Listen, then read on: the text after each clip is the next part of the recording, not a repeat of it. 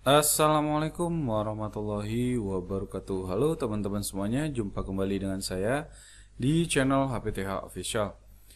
Baik teman-teman semuanya, pada kesempatan kali ini kita akan melanjutkan pembahasan teks ataupun soal-soal teks P3K tahun 2023 untuk guru agama Islam.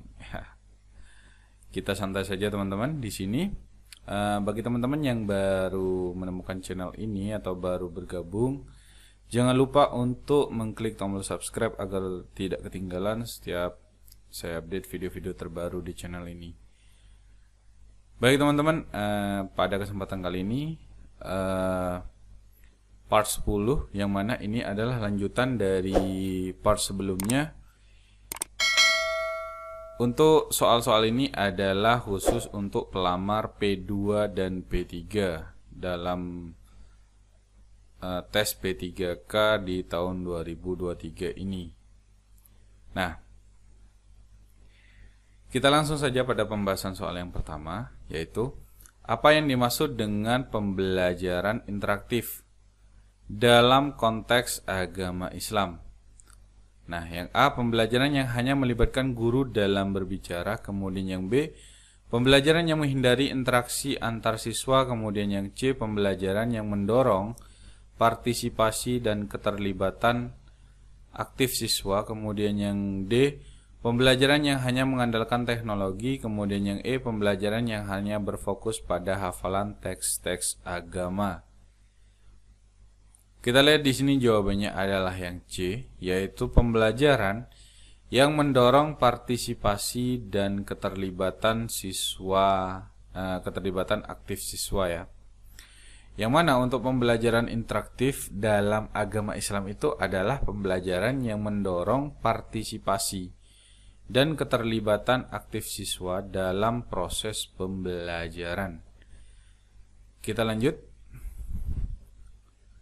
Nah, manakah dari pernyataan berikut yang mencerminkan prinsip pembelajaran interaktif dalam pelajaran agama Islam? Nah, yang A, guru memberikan ceramah tanpa adanya pertanyaan atau diskusi. Kemudian yang B, siswa hanya diperbolehkan untuk mendengarkan dan tidak boleh bertanya. Kemudian yang C, siswa diajak untuk berdiskusi, bertanya, dan berbagi pendapat. Kemudian yang D, siswa hanya diizinkan membaca teks-teks agama tanpa diskusi. Kemudian yang E, guru memberikan tugas tanpa memberikan panduan. Kita lihat di sini jawabannya adalah yang C, yaitu siswa diajak untuk berdiskusi, bertanya, dan berbagi pendapat. Nah, untuk prinsip pembelajaran interaktif dalam agama Islam yaitu mencakup berdiskusi, bertanya, dan berbagi pendapat antara siswa untuk memfasilitasi pemahaman yang lebih mendalam. Kita lihat lagi soal berikutnya. Bagaimana seorang guru agama Islam dapat menerapkan pembelajaran interaktif dalam pengajaran?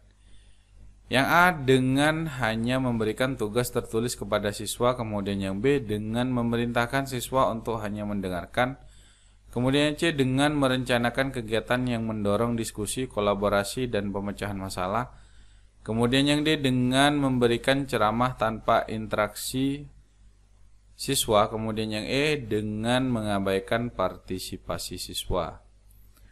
Coba kita lihat di sini, jawabannya adalah yang C, yaitu dengan merencanakan kegiatan yang mendorong diskusi, kolaborasi, dan pemecahan masalah. Nah, guru dapat menerapkan pembelajaran interaktif dengan merencanakan kegiatan yang mendorong diskusi, kolaborasi, dan pemecahan masalah dalam pembelajaran agama Islam. Jadi cukup jelas ya teman-teman di sini. Jika ada tambahan dari teman-teman, silahkan ditambahkan ya. Kita lanjut. Nah, apa manfaat dari pembelajaran interaktif dalam agama Islam? Nah, yang A, menghilangkan peran guru dalam mengajar. Kemudian yang B, meminimalkan waktu yang dibutuhkan untuk pembelajaran. Kemudian yang C, meningkatkan pemahaman, partisipasi, dan motivasi siswa. Kemudian yang D, mengurangi keterlibatan siswa dalam pembelajaran. Kemudian yang E, hanya cocok untuk mata pelajaran sains. Kita lihat. Di sini adalah yang C, yaitu meningkatkan pemahaman, partisipasi, dan motivasi siswa. Yang mana manfaat dari pembelajaran interaktif dalam agama Islam termasuk peningkatan pemahaman, partisipasi, dan motivasi siswa dalam proses pembelajaran. Kita lihat. Nah, apa tantangan yang mungkin dihadapi dalam menerapkan pembelajaran interaktif dalam pelajaran agama Islam? Yang A, tidak ada tantangan dalam menerapkan pembelajaran interaktif. Kemudian yang B, keterbatasan teknologi dalam mendukung interaksi. Kemudian yang C, kesulitan dalam menciptakan materi pembelajaran interaktif. Kemudian yang D, guru harus melakukan semua tugas tanpa bantuan siswa. Kemudian yang E, pembelajaran interaktif hanya cocok untuk siswa berbakat. Kita lihat di sini, yaitu salah satu tantangan yang mungkin dihadapi dalam menerapkan pembelajaran interaktif adalah keterbatasan teknologi dalam mendukung interaksi antar siswa atau dengan guru dalam pembelajaran agama Islam. Jadi jawabannya adalah yang B.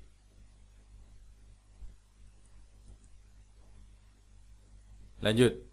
Apa yang dimaksud dengan pembelajaran inovatif dalam konteks pelajaran agama Islam?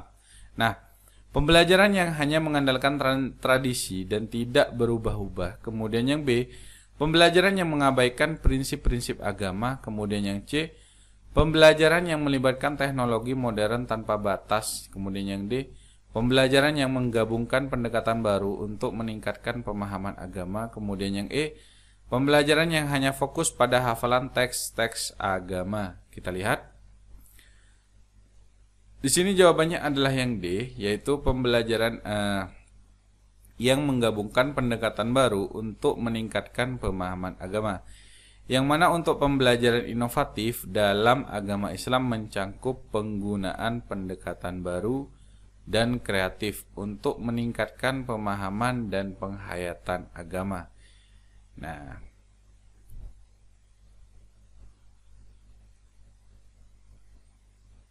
bagaimana seorang guru agama Islam dapat menciptakan pembelajaran inovatif? Nah, yang A, dengan hanya mengandalkan buku teks. Kemudian yang B, dengan mengabaikan tradisi agama. Kemudian yang C, dengan merencanakan kegiatan yang melibatkan pemikiran kritis dan kreativitas siswa. Kemudian yang D, dengan hanya mengadopsi metode pengajaran lama. Kemudian yang E, dengan memerintahkan siswa untuk hanya mendengarkan. Jawabannya adalah yang C, yaitu dengan merencanakan kegiatan yang melibatkan pemikiran kritis dan kreativitas siswa. Nah, guru dapat menciptakan pembelajaran inovatif dengan merencanakan kegiatan yang melibatkan pemikiran kritis dan kreativitas siswa dalam pemahaman agama.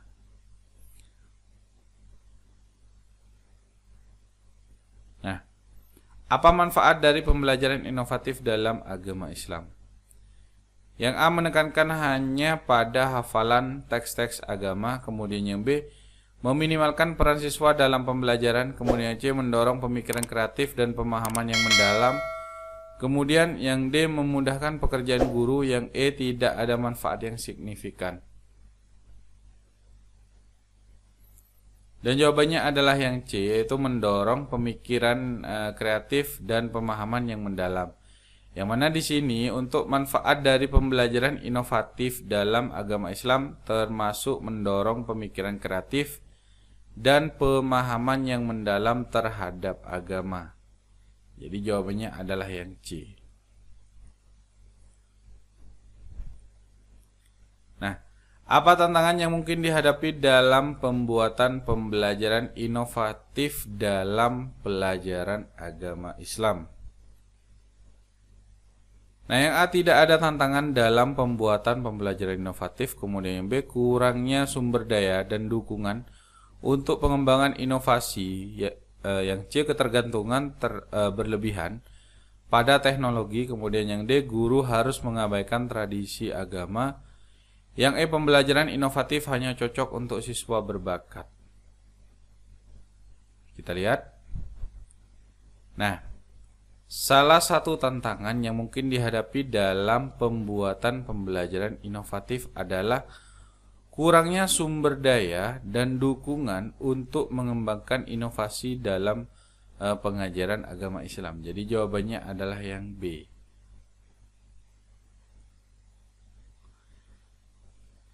Nah, bagaimana peran seorang guru dalam pembuatan pembelajaran inovatif dalam pelajaran agama Islam? Nah, kita lihat di sini. Guru hanya perlu mengikuti metode pengajaran tradisional. Kemudian yang B, guru tidak memiliki peran dalam pembuatan pembelajaran inovatif. Yang C, guru berperan sebagai pengembang inovasi dan fasilitator pembelajaran. Yang D, guru hanya perlu memberikan tugas tanpa membantu siswa. Kemudian yang E, guru harus mengganti peran teknologi. Kita lihat.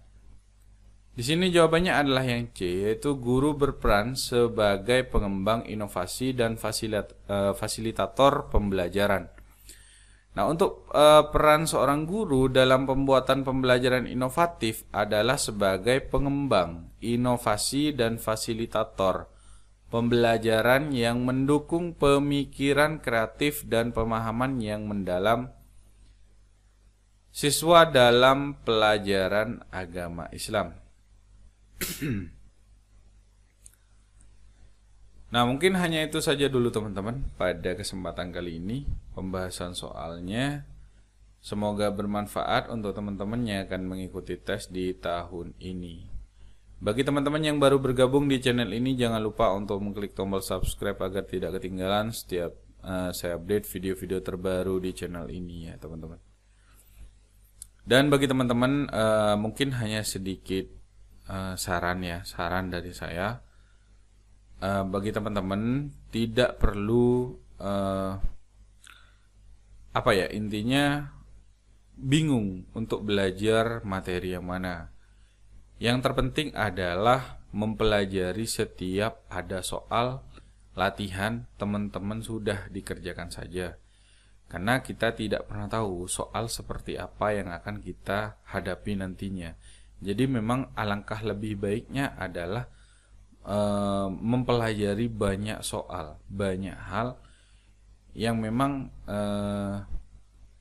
ada kaitannya dengan tes P3K di tahun 2023. Jadi teman-teman tidak perlu khawatir atau perlu bertanya ke sana kemari.